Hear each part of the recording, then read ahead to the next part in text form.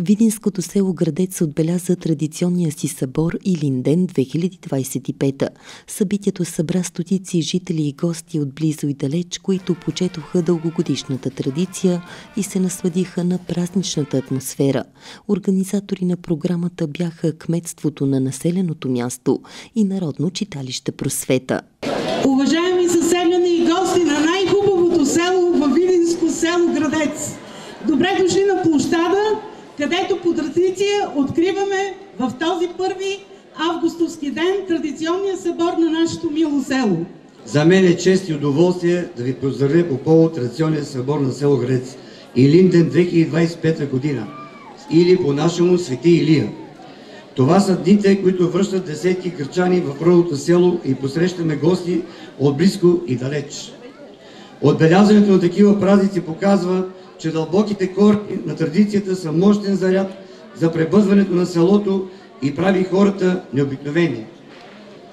Пазете традициите си с упоритост, доказвайте всеки ден обичта си към селото ни, а вашата подкрепа при една или друга инициатива, организирана от место и читалище Градец, както община Видин, нека да продължава да дава положителни резултати в бъдните години.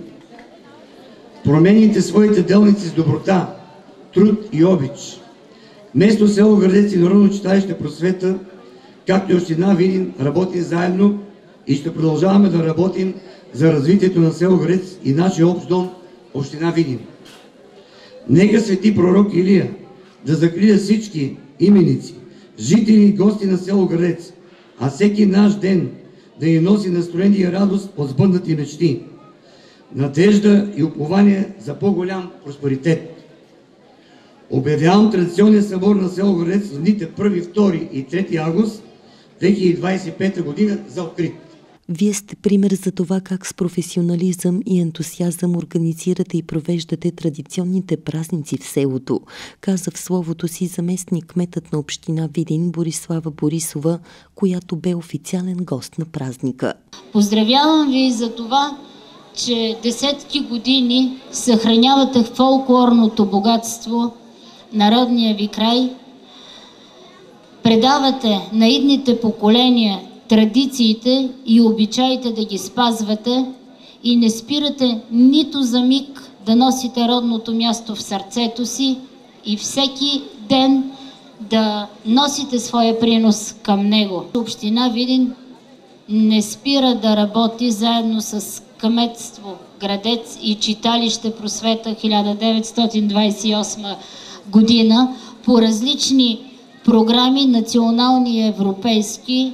Всяка една социална програма и всяка една социална услуга достига до вашето село и до всеки жител, който има нужда. Не мога да пропусна, че и тепърва ще се изгради водопроводна мрежа за улица 1 и 2 на стойност над 6 милиона лева, както и площадката, от която ще се възползват деца, учащи се и младежи, спортната площадка на стойност 80 000 лева с ДДС. Борисова подчерта, че и занапред община Видин ще помага за повишаване качеството на живот на местните жители. Уверявам ви, че и занапред ще работим заедно, за да повишим вашето качество на живот и да живеете в една нормална среда, която вие заслужавате. Честит празник! Пожелавам на всички здраве!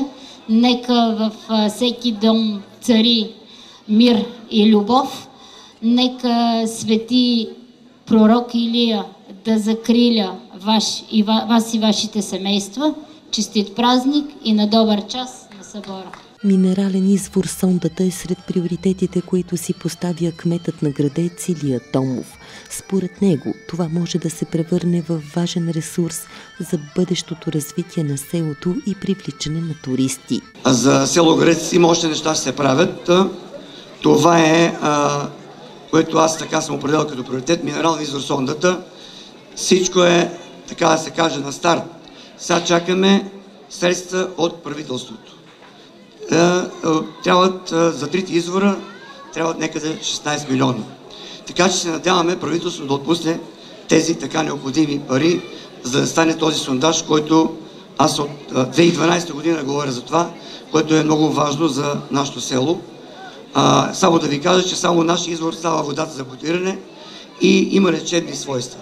Затова идеята е да се бутилира минерална вода и да има балнео-санаториум. А последствие да се бутилира и трапезна вода, защото има една подземна река, която е на 50 метра по земята и тя е питейна. Изграждането на дом за стари хора и реставрация на Обатинския скален манастир са сред останалите приоритети на кметството. Предстои да се регистрира от местно значение с национално, с цел за да може община Видин да кандидатства за реставрация. И по този начин село Градец става туристическа дестинация, заедно с град Видин, с Баба Видин и с другите културни обекти. Тридневният събор бе съпътстван с богата музикална програма, която включваше изпълнение на фолклорни състави, танцови групи и индивидуални изпълнения.